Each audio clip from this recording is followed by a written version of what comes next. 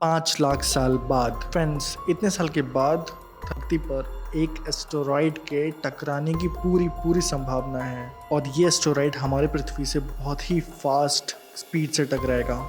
और करीब 400 किलोमीटर बड़ा गड्ढा बना सकता है और इस तबाही से इतना बड़ा विस्फोट होगा कि एक बहुत बड़ा धुएं का बादल पैदा हो जाएगा और पृथ्वी के चारों तरफ वातावरण में वो धुआं घुल जाएगा पूरी तरह से और वो वातावरण पूरी तरह से धुएं से भर जाएगा और अगर उस वक्त तक वो इंसान जिंदा रहा तो उसका धुएं के कारण दम घुटकर वो मर जाएगा। और इसके अलावा चारों ओर बहुत बड़ी सुनामी की लहरें उठने लगेंगी और इसके अलावा जैसा कभी ना देखा गया हो इतने बड़े रेक्टर स्क्वायर का भूकंप उठेगा। लेकिन हो सकता है कि इतने बड़े एस्टेरॉयड को टकराने से पहले पूरी इंसानी बस्ती को मंगल पर मूव कर दिया जाए 10 लाख साल बाद। फ्रेंड्स, अगर इस टाइम तक इंसानी सभ्यता बच जाएगी तो हम टाइप 3 की सभ्यता बन जाएंगे। फिलहाल हमारा विकास 0.3 सभ्यता तक ही होकर रह गया है और फ्रेंड्स, टाइप 1, टाइप 2 और टाइप 3 ये सब सभ्यताओं के विकास के पैमाने हैं। और फिलहाल फ्रेंड्स, हम ये मान लेते हैं कि तब तक अगर हमारी सभ्यता बची तो हमारी सभ्यता टाइप 3 की सभ्यता बन जाएगी और इस सभ्यता के बाद ब्रह्मांड की सबसे एडवांस टेक्नोलॉजी होगी।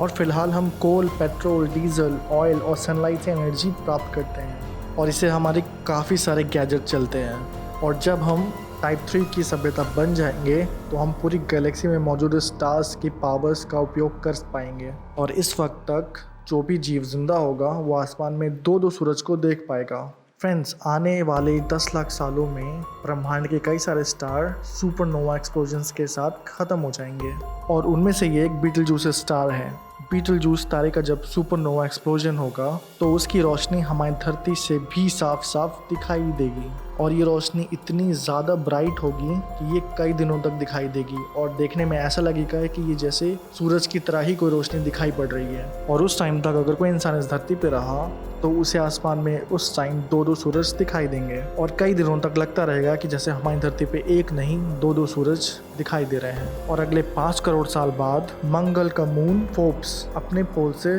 डिस्टेबलाइज हो जाएगा और फोर्स की वजह से फोर्ब्स धूल के छोटे छोटे पार्टिकल्स में चेंज हो जाएगा और मार्स की ग्रेविटी की वजह से वो मार्स के चारों तरफ सैटर्न की तरह एक रिंग बना लेगा और ये धूल से बनी रिंग मार्स के पास चारों तरफ उसके घूमती रहेगी, जैसे कि ऐसा लगेगा कि मार्स को सैटर्न के जैसे एक रिंग मिल गई हो। और अगर सैटर्न की बात करें तो आने वाले 10 करोड़ सालों में सैटर्न के जो रिंग्स हैं वो गायब होने वाले हैं और ऑफिशियली ये डिक्लेयर हो चुका है कि सैटर्न जो है अपने रिंग को गंवा रहा है। सैटर्न की रिंग को सबसे पहले गैलीलियो ने अपने टेलीस्कोप से सन 1610 में देखा था और तब से लेकर के अभी तक बहुत सारे साइंटिस्ट सैटर्न के रिंग्स की स्टडी कर चुके हैं। उन स्टडीज से हमें पता चला है कि सैटर्न की रिंग में एक मॉलिक्यूल से लेकर के एक बस के बराबर तक के बड़े मिलियंस ऑफ पार्टिकल्स उसमें मौजूद हैं और ये पार्टिकल खासकर आइस कवर्ड ड्रॉप और मीटेरॉइड से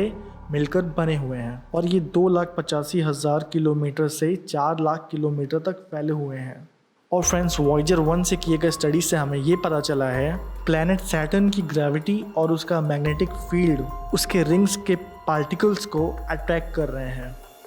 और धीरे धीरे सैटर्न के रिंग के पार्टिकल्स बहुत ही स्लोली सैटर्न के एटमॉस्फेयर में एंटर हो रहे हैं। और फ्रेंड्स, इस फिनोमिना पर साइंटिस्ट ने ये कंक्लूजन निकाला है कि अगर इसी तरह सैटर्न के रिंग के पार्टिकल्स उसके एटमॉस्फेयर में एंटर होते रहे तो आने वाले 10,000 बिलियन ईयर्स में सैटर्न के रिंग्स पूरी तरह से गायब हो जाएंगे, इनका अस्तित्व ही ख़त्म हो जाएगा। फ्रेंड्स, ये टाइम पीरियड बहुत ही ज़्यादा लंबा है बट अगर इंसान ये सब तब भी झेल लेगा और किसी भी तरह अगर अपने आप को अर्थ पे या फिर मार्स पे बचा सका तो उस टाइम वो जनरेशन सैटर्न को विदाउट रिंग देखेगा 25 करोड़ साल बाद। और फ्रेंड्स, आज से पास्ट में 18 करोड़ साल से 29 करोड़ साल के बीच अर्थ पे एक पेंजिया नाम का सुपर कॉन्टिनेंट हुआ करता था, लेकिन टाइम के साथ वो पेंजिया कॉन्टिनेंट टूट करके एकदम बिखर गया और उसके टूटने से ही आज के 7 कॉन्टिनेंट्स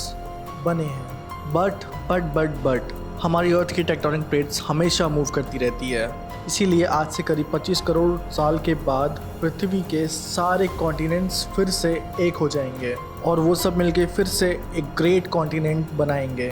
और उस कॉन्टिनेंट को पेंजिमा अल्टीमा कहा जाएगा और वो कुछ इस तरह से दिखेगा।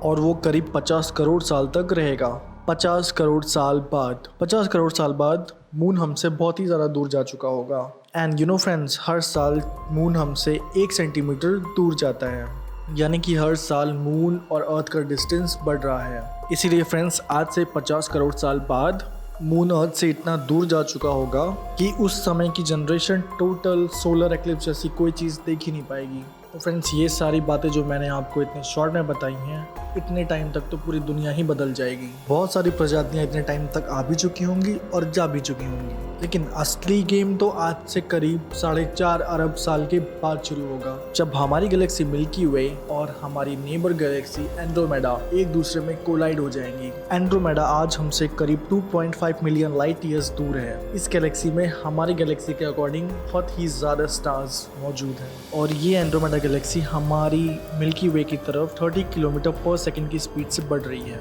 और आज जो एंड्रोमेडा दूर से हमें ऐसी दिखती है, और वो आज से 2 अरब साल के बाद ऐसी दिखाई देगी, और 3.5 अरब साल के बाद कुछ इस तरह से दिखाई देगी, और जब 4.5 अरब साल के बाद एंड्रोमेडा हमारे एकदम करीब आ जाएगी तो कुछ इस तरह से दिखाई देगी, और नज़ारा बहुत ही अच्छा होगा। आसमान पूरा बहुत सारे स्टार्स से कवर हो जाएगा, क्योंकि आज के टाइम में हम आसमान में जितने भी स्टार्स देखते हैं वो सिर्फ हमारी गैलेक्सी मिल्की वे के हैं। लेकिन जब एंड्रोमेडा मिल्की वे के साथ कोलाइड होगी तो अर्थ से एंड्रोमेडा के भी स्टार्स दिखाई देंगे, तो वो दिखने में बहुत ही ज़्यादा होंगे। जब एंड्रोमेडा हमारी गैलेक्सी के साथ कोलाइड करेगी तो ये ज़रूरी नहीं है कि वो पूरी की पूरी गैलेक्सी हमारी गैलेक्सी से टकरा जाएगी, क्योंकि गैलेक्सीज के बीच में बहुत बड़ा एम्प्टी स्पेस होता है, और उस जगह में दूसरी गैलेक्सी के स्टार्स अपनी अपनी पोजीशन बना लेंगे। इसीलिए इसे टकराना नहीं, कोलाइड होना बोलेंगे। लेकिन ये भी पॉसिबल है कि कुछ जगह पे टकराव हो सकती है। लेकिन जब ये दोनों गैलेक्सीज एक में मिल जाएंगी तो एक बहुत ही बड़ी